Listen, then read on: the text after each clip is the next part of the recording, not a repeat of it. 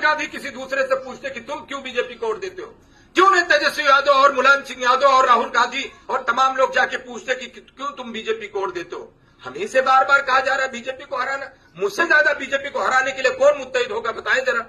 मुझसे ज्यादा कौन मुत्तहिद होगा। लेकिन हम ये सोचते हैं बीजेपी हराना मसले का हल। अगर बीजेपी हराना मसले का हल होता तो 50 साल से बीजेपी के खिलाफ वोट डाले हो, क्यों नहीं तुम्हारे मसले हल हो रहे हैं, जरा बताओ। क्यों मेरी हालत बद से बदतर होती चली जा रही, बताओ। कांग्रेस की ही सरकार में सच्चर कमेटी, रंगनाथ मिश्रा की कमेटी रिपोर्ट निकल के आती है कि तुम्हारी हालत दलितों से बदतर है। और दलित के बाद जानते हो किसका नाम आता है, या तो आदिवासी का आता है या तो जानवर का आता है। उसके बाद भी हम कह रहे हैं नहीं, जिंदाबाद जिंदाबाद। अरे जिंदाबाद करते करते हम मुर्दाबाद हो गए, हमारी हालत बद से बदतर हो गई। और क्या आप सोचते हो कि किसी की सरकार गिरवा देने से, बनवा देने से तुम्हारी जिंदगी तब्दील हो जाएगी? कभी नहीं होगी। जब तक तुम बार्गेनिंग नहीं करोगे, जब तक अपनी शर्तों पे वोट नहीं डालोगे, जब तक अपना नफा नुकसान देकर वोट नहीं दोगे, कभी तुम्हारा कोई फायदा नहीं पहुंचा सकता।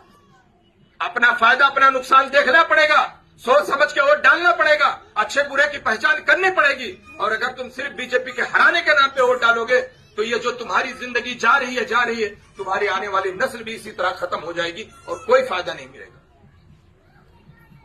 ऐसा नहीं कि हमने कोई गलती नहीं की है, हम भी 2, 4, 10 साल 15 साल पहले इन्हीं लोगों को वोट देते थे। लेकिन जब मेरा नेता हमारे बीच में निकल के आया तो उसने भी हम लोग की आंखें खोली। और आज आप लोग के बीच में चल चल के मेहनत कर रहे हैं, जगा रहे हैं, समझा रहे हैं कि मेरे भाई हालात को समझो। इस वक्त तुम्हारी हालत इतनी खराब है कि रोड, नाल और ये खंभा बिजली से कहीं ज्यादा बड़ी बात है हमारे जान माल की हिफाजत। मेरी जिंदगी रहेगी तो रोड पे चल पाएंगे ना। आज तो मेरी जिंदगी भी जा रही है, मर रहे हैं, कट रहे हैं, मारे जा रहे हैं, मॉबलिंग के नाम पे, टोपी के नाम पे, मुसलमान के नाम पे, किसी भी कोई भी बहाना बना के हमको मार दिया जा रहा। आज एक लफ्ज कोई नहीं बोलता तुम्हारे लिए, बगल में नहीं बिठा रहा, तुम्हारा नाम नहीं लेना चाहता है। ये किस लिए नहीं लेना चाहता? क्योंकि तुमने अपना सियासत में कोई एक रहनुमा नहीं चुना। मस्जिद में इमाम चुन लोगे, मस्जिद में इमाम चुन लोगे, गांव में प्रधान चुन लोगे, और भी कोई काम करना होगा उसमें चुन लोगे, लेकिन सियासत में अपना इमाम नहीं चुनोगे। तुम्हें क्या लगता है सियासत में अपना इमाम नहीं चुनोगे तो नफे में रहोगे? सारे फैसले हिंदुस्तान में जितने बड़े फैसले होते हैं, सुई धागे से लेकर शादी ब्याह तक सारे फैसले सियासत तय करती है। नरेंद्र मोदी ने 8 बजे रात में फैसला लिया कि 12 बजे से ये नोट बंद हो जाएगी, और वो नोट बंद हो गई। योगी आदित्यनाथ फैजाबाद में आके खड़ा हो गया, बोला इसका नाम अब बदल के अयोध्या रहेगा, नाम पड़ गया। सरकार ने कहा कि अकबरपुर का नाम बदल के हनुमानपुर हो जाएगा, हो गया। सरकार ने कहा ये काम नहीं होना तो हो गया। ये किसी मदरसे से, किसी मंदिर से, किसी मस्जिद से नहीं पास होता है, ये सरकार में पास होता है, जहां आप शून्य है, जहां आपने अपना कोई नेता ही नहीं बनाया। और हमारा नेता चिल्ला चिल्ला के कह रहा है कि मैं नहीं अच्छा तो छोड़ दे मुझे, मैं बुरा लगता हूं तो हटा दे मुझे, लेकिन अपने बीच से कोई एक तो नेता पैदा कर मेरे भाई। कब तक तू दूसरों की गुलामी करता है? लेकिन मेरी कौम में मानने को नहीं तैयार। उसको लग रहा है वो झूठा है, मक्कार है।